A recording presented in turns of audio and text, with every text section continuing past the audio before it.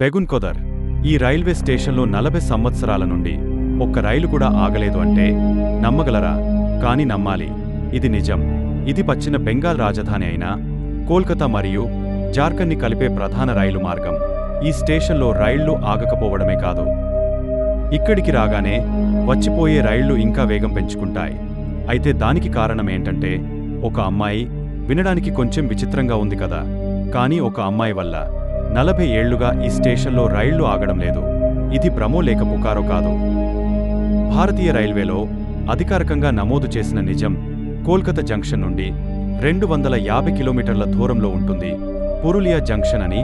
పురులియా జిల్లాలో ఒక గ్రామం బేగున్కోదర్. ఇది పురులియా నుండి ఒక 40 కిలోమీటర్ల దూరంలో ఉంటుంది. ఈ స్టేషన్ చాలా చిన్నది. ఇది 1962లో ప్రారంభించారు. అయితే ఈ స్టేషన్లో కొన్ని రైళ్లే ఆగేవి. అలా 5 సంవత్సరాలు గడిచిపోయాయి. 1967లో మోహన్ అనే ఆయన అక్కడ స్టేషన్ మాస్టర్గా జాయిన్ అయ్యాడు. వాళ్లకి ఉన్న క్వార్టర్స్లోనే ఉండేవాడు. అయితే ఒకరోజు రాత్రి 7 గంటల సమయంలో అతను ఒక అమ్మాయి రైలుతో పాటు పరుగెత్తడం చూశాడు. బహుశా ఆమె రైలు కోసం పరుగెత్తుతోంది కావచ్చు అనుకున్నాడు. అలా ఇంకో రోజు కూడా అలానే పరుగెత్తడం చూశాడు. బహుశా ఆమె సరద కోసం చేస్తుందేమో అని అనుకున్నాడు. అలానే కొన్ని రోజులు కూడా అదే సమయంలో అక్కడే ఆమె పరుగెత్తడం చూశాడు. ఒకరోజు అలానే చూస్తూ షాక్కి గురయ్యాడు. ఎందుకంటే ఆమె రైలు కన్నా వేగంగా పరుగెత్తుతోంది. అదే రోజు తనతో పనిచేసేవారికి ఆ విషయం చెప్పాడు. కాని వాళ్లు నమ్మలేదు. అది నీ భ్రమ కావచ్చు అన్నారు. అయితే తెల్లవారుజామున ఆ స్టేషన్ చుట్టూ పక్కల మొత్తం చూశాడు, ఆ అమ్మాయి కనిపిస్తాదేమో అని. కానీ ఎక్కడా కనిపించలేదు.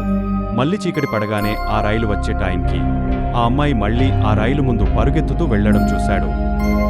ఇక ఆ మోహన్ ఒక్కసారిగా భయపడిపోయాడు. అక్కడ ఉన్న వారికి చెప్తే మళ్లీ ఎవరు నమ్మలేదు.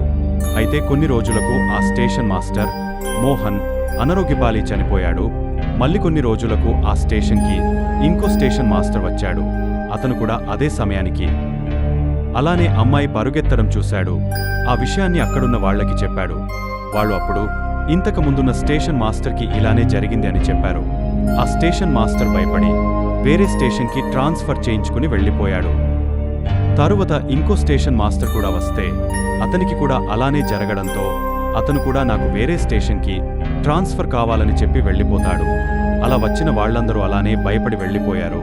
కొన్ని రోజులకు చుట్టుపక్కలున్న గ్రామాలకు అందరికీ పుకారుల తెలియడంతో అందరూ భయపడి ఇక్కడ ఏదో దయ్యం తిరుగుతుంది అని నమ్మడం మొదలెట్టారు.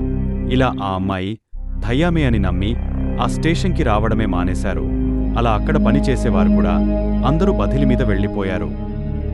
రాత్రి అయితే ఎవ్వరు కూడా ఆ స్టేషన్ వైపు వచ్చేవాళ్లు కాదు. ఆ చుట్టుపక్కన వాళ్లు కూడా అక్కడ ఒక అమ్మాయి పరిగెత్తాడం మేము కూడా చూసామని చెప్పుకునేవాళ్లు. అది అలా అక్కడి రైల్వే కేంద్రానికి చేరినప్పుడు అక్కడికి వేరే ఉద్యోగుల్ని పంపించడానికి ట్రై చేశారు. కానీ ఎవ్వరు కూడా వెళ్లడానికి ఇష్టపడలేదు. అయినా కూడా ఆ స్టేషన్లో రైళ్లు వస్తూ వెళ్తూ ఉండేవి. అయితే ప్రయాణికులు దిగడం కానీ ఎక్కడము కానీ చేసేవాళ్లు కాదు. ఆ స్టేషన్ తరువాత ఏమైందో తర్వాత పార్ట్లో చూద్దాం. ఛానల్ని సబ్స్క్రైబ్ చేసుకోండి. ఇలాంటి ఎన్నో విషయాలు తెలుసుకోండి. Thank you friends.